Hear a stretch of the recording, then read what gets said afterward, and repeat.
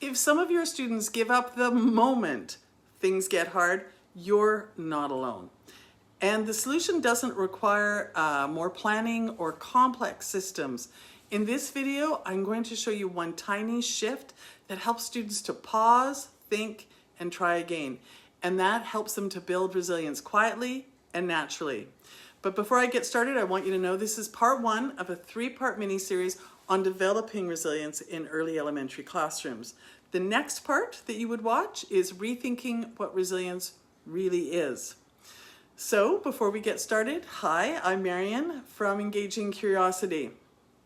And we are going to be talking about resilience that we see in our classrooms almost every day, or the lack of resilience, excuse me.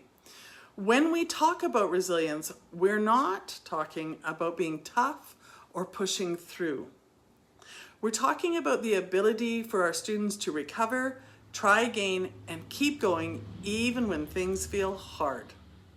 So if you've had a student give up the second something is familiar, or burst into tears over what to us seems like a small mistake, or freeze completely when a challenge shows up, you are absolutely not alone.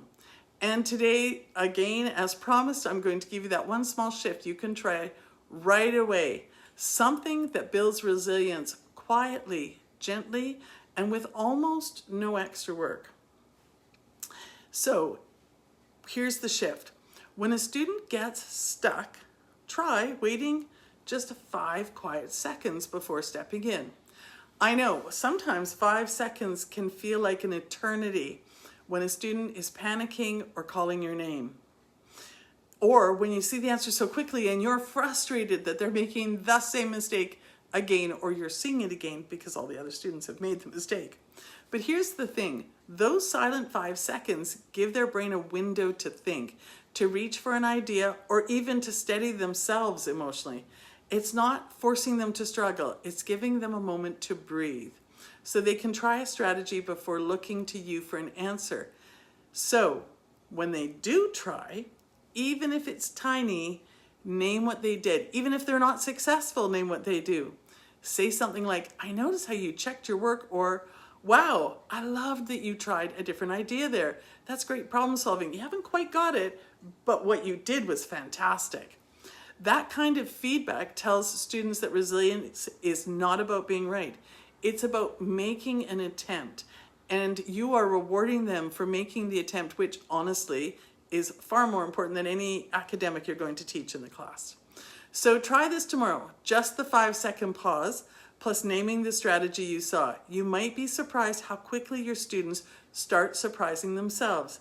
This small shift is the beginning of something bigger, because resilience grows in the micro moments, not in the big moments necessarily. Sometimes it does, but usually it's in the micro moments.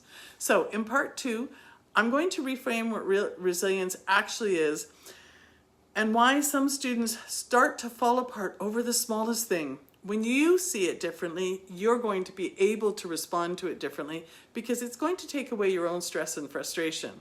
And that changes everything. So I hope to see you in the next video in part 2. Thanks for joining me today, and bye for now.